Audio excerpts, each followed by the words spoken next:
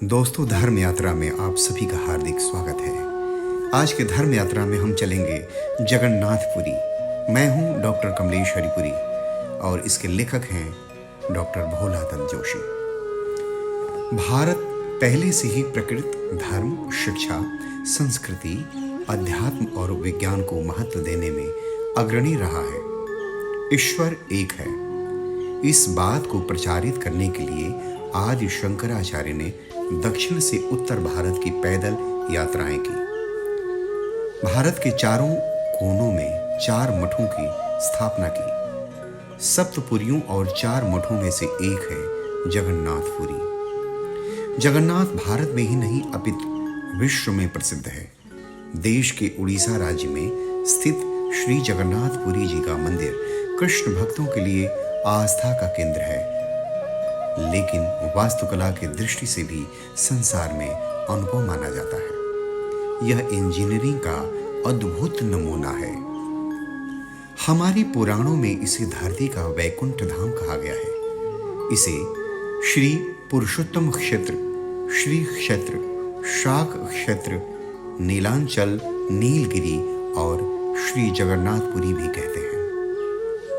यहाँ लक्ष्मीपति विष्णु ने कई तरह की लीलाएं की थी। ब्रह्मा और स्कंद पुराण के अनुसार यहाँ भगवान विष्णु पुरुषोत्तम नील माधव के रूप में अवतरित हुए और सबर जनजात के लोगों के लिए पूज्य देवता बन गए। सबर जनजात के देवता होने के कारण यहाँ भगवान जगन्नाथ का रूप कबीलाई देवताओं की तरह है। पहले कबीले के लोग अपने देवताओं की मूर्तियों को लकड़ी से बनाते थे। जगन्नाथ मंदिर में सबर जनजात के पुजारियों के अलावा ब्राह्मण पुजारी भी हैं। ज्येष्ठ पूर्णिमा से आषाढ़ पूर्णिमा तक सबर जात के दैतापति जगन्नाथपुरी की सारी रीतियां करते हैं। पुराण के कथन के अनुसार नीलगिरी में पुरुषोत्तम हरि की पूजे जाते हैं। पुरुषोत्तम हरि को यहाँ भगवान राम का रूप माना गया है। मत्स्य पुराण में उल्लेख आता है कि पुरुषोत्तम क्षेत्र की देवी विमला हैं और यहाँ उनकी पूजा होती है।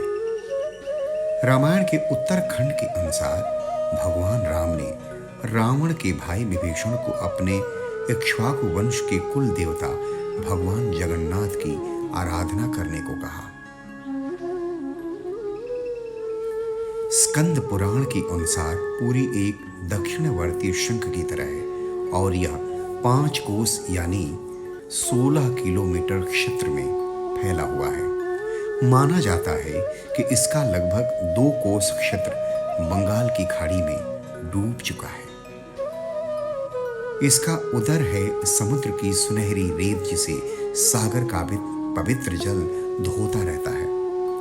सिर वाला क्षेत्र पश्चिम दिशा में है जिसकी रक्षा महादेव करते हैं। शंख के दूसरे घेरे में शिव का दूसरा रूप ब्रह्म कपाल मोचन विराजमान है। माना जाता है कि भगवान ब्रह्मा एक सिर महादेव की हथेली से चिपक गया था और वह यहीं आकर गिरा था। तभी से यहाँ पर महादेव की ब्रह्म मुहूर्त में पूजा करते हैं। शंख के तीसरे वृत्त में मां बिमला और नाभि स्थल में भगवान जगन्नाथ रथ सिंहासन पर विराजमान है। एक कहानी के अनुसार भगवान जगन्नाथ की नील मणि से बनी मूर्ति अगरू वृक्ष के नीचे पड़ी मिली थी। बताया जाता है कि इस मूर्ति की भव्यता को देखकर धर्म ने इसे धरती के नीचे छिपा दिया था। एक अन्य मान्यता यह भी कहती है कि मालवा के राजा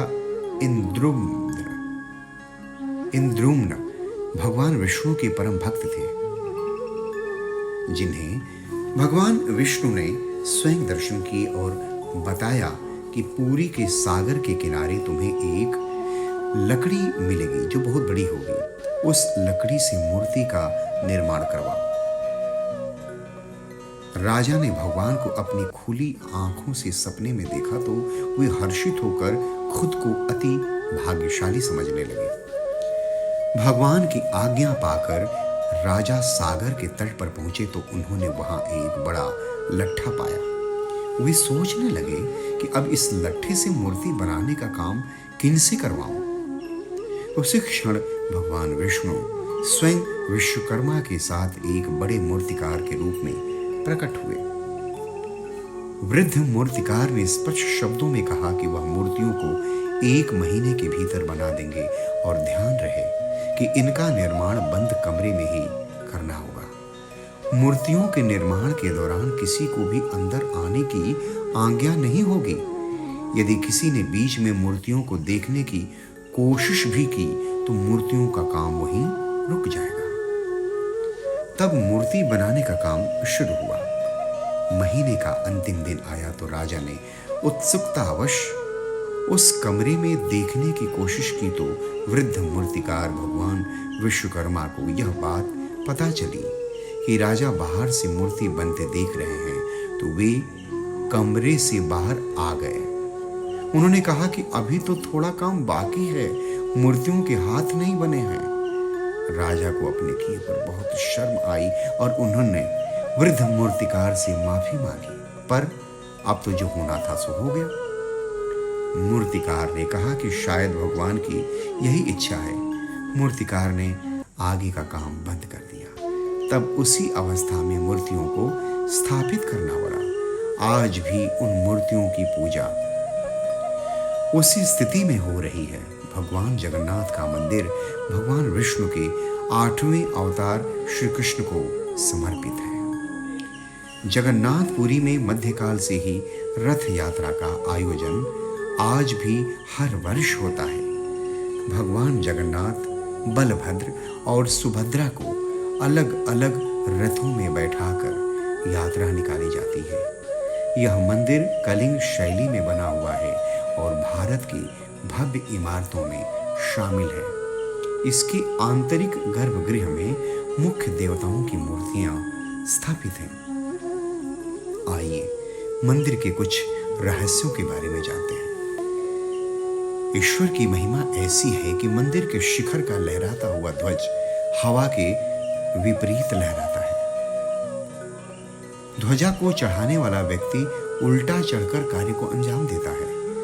कमाल की बात तो यह है कि यदि ध्वजा को हर दिन न बदला जाए तो मंदिर के द्वार 18 साल तक बंद कर दिए जाएंगे।